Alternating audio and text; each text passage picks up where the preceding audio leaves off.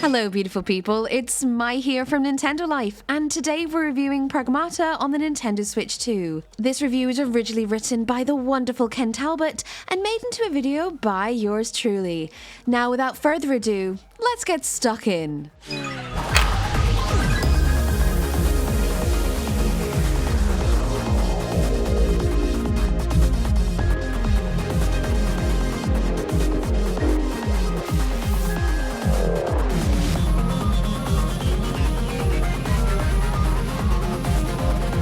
The arrival of a new Capcom title is always worthy of fanfare.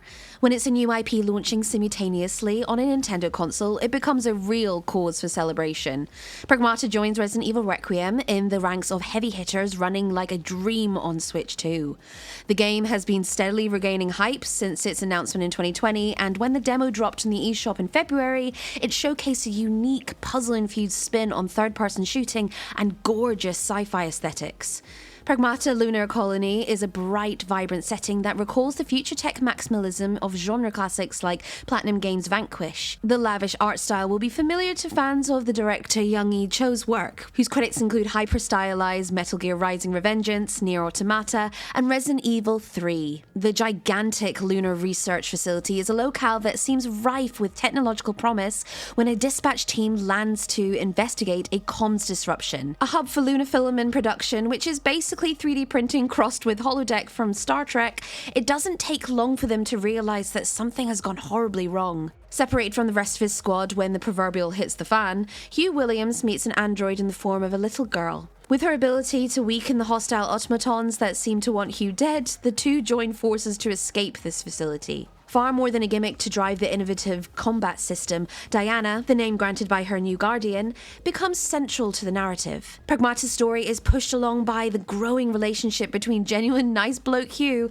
and his precocious young protectee. Frequent stops along their journey see Diana learning life lessons from Hugh's homespun anecdotes. These moments are always a treat, and you'll want to seek out every opportunity for the pair to bond. There's a huge story outside this buddy road trip, a mystery to unravel about what happened on the lunar facility, along with the antagonist in the form of rogue AI Edis. Still, the relationship between the protagonists is what really pulls you in. This isn't just a father-daughter bonding simulator, however, and Diana's role as ward is secondary to her combat utility. She rides around on Hugh's back and can hack any device or enemy in the vicinity. Hugh's weapons, particularly his base pistol, deal very little damage on their own. Once enemies have been hacked by Diana, they become far more vulnerable to incoming fire. How you achieve this is the game's central hook. Aiming down the sights, bringing up a square grid filled with nodes, navigating this grid with the face buttons and activating as many nodes as possible on the way to a goal node will break the enemy's defense. This is Hugh's cue to start shooting. Crucially, hacking does not pause the action. Hugh can still move and dodge during a hack, so spatial awareness is essential. This hybrid juggle is tense and often fiddly to pull off, but it becomes deeply satisfying once you find a groove and start taking out crowds of enemies with ease. In many ways, the dual offense recalls Switch Classic and another Platinum Gem, Astral Chain, which also features multitasking combat at its core. You'll find different types of nodes to equip throughout the game, and you can upgrade Diana to carry multiple. One might freeze an enemy in place, while another causes them to attack other robots. Festival is a finisher node that leaves tin cans vulnerable to a stylish execution. Node types add a welcome sense of progression to the hacking that complements the usual base stat upgrades. You can also equip mods that cater to specific playstyles, whether that means higher offense or defense, long or short range damage, or general crowd control. Loadouts provide versatility and offer multiple ways to approach a new enemy type or a tricky boss fight. Because weaponry plays second fiddle to hacking, the selection of guns is quirkier than usual. Alongside the standard pistol, AR, and shotgun variants, there is utility ordnance such as the stasis gun, which slows enemy approach, and a decoy launcher that draws enemies in, leaving them vulnerable to a multi-hack. Like everything else in your arsenal, weapon loadouts are ripe for experimentation. As you push through the diverse biomes of the lunar facility, you'll be taking frequent breaks in the shelter. This cozy hub area is a feature-packed break room where you can kick back, upgrade, and travel to previously visited locations across the base. You can kit the shelter out with distractions for Diana, take part in VR training, and pump coins into a bingo board system that rewards outfits, mods, and hack nodes. It might sound like there is a lot of systems to contend contend with in Pragmata, and there are times when things threaten to get a bit messy over its 10 to 15 hour length. Still, there's a sense of momentum to the pacing that's never hampered by loadout swapping or collection hunting. Some of the boss fights feel like damage sponges, even with upgraded hacking and souped up versions of Hugh's more destructive weaponry, yet every minor frustration is offset by a spectacular set piece, visually stunning environment, and a cute exchange between Hugh and Diana. Easily the most satisfying thing about Pragmata is how well it performs on Switch 2. Following the triumphant release of Requiem, this is yet another showcase for the RE engine and its ability to showcase an impressive undocked experience. VRR helps delivers a stable handheld mode, and the game's bright visual style makes it easy on the eye. Performance is equally consistent when docked, with only a slightly blurry effect.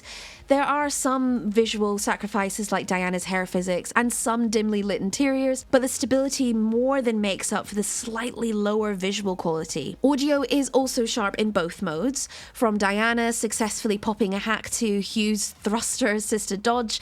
Everything is designed to spike endorphins.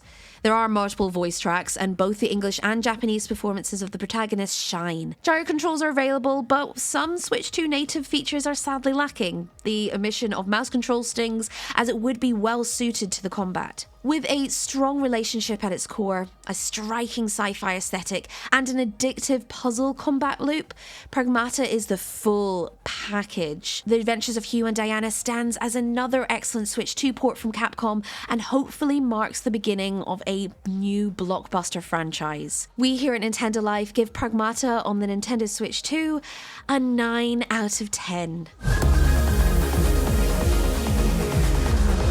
And now I suppose it's Mai's thought. I've been so excited to talk about Pragmata and to play the game.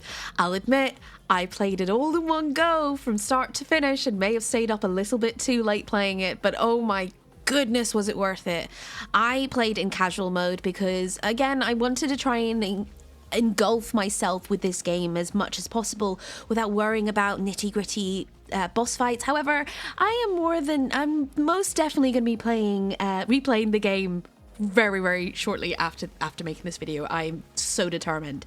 I completed it in about 9.5 hours, and that was including stopping and starting for obviously capturing footage and whatnot. But oh, goosebumps, absolute goosebumps about this game. I haven't played an action sci-fi game in a very, very long time, and as soon as I saw Pragmata's trailer, I knew this game was incredibly, incredibly special.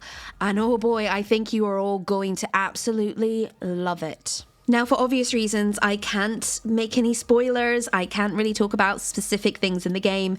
However, I grew very attached to Diana. She is my ride or die. I will protect her at all costs. And I just really, really enjoyed the downtime outside of the game, the story, being able to kind of have little chats with her, and I'll be able to give her little gifts, which is something that you'll find along the way as part of collectibles in the game.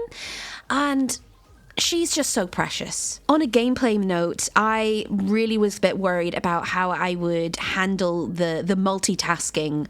I didn't have a huge issue when I was playing the demo. Granted, felt like I didn't really have much time to kind of get used to it.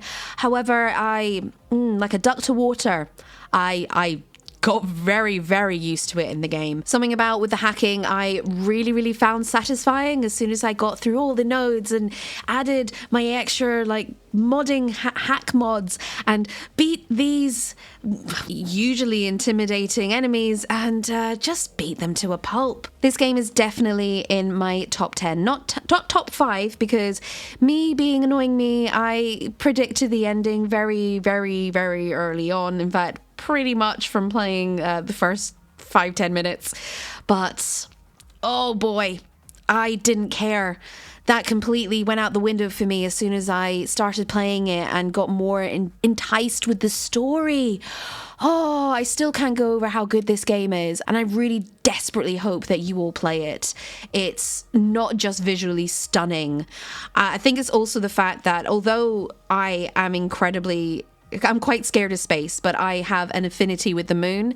This game definitely helped me ease into it a lot more story and environment wise. I know I've said a lot of positives about this game, and to be honest, the only minor thing I would say was not even a massive issue. We're being pulled out a little bit, seeing some of the graphics a little bit muddy. The text, for example, a little bit blurry, I'll admit, on the floor when you're talking to Diana, for example. There'll be points in her with her hair. I have an issue with Capcom hair anyway. In general, I always feel like it's just kind of one big entity by itself, regardless of what console or system you play it on. But if I'm honest, these are just really, really minor details. And for me, I'm all about the gameplay and about the story, so it's such a minor detail, so I really don't care. And even though there were some scary bosses and some bosses where I thought, oh my God, I can't do that. I am ready for the challenge to play in a higher difficulty and to properly put my skills to the test. Oh, I have goosebumps right now thinking about this game and talking about it.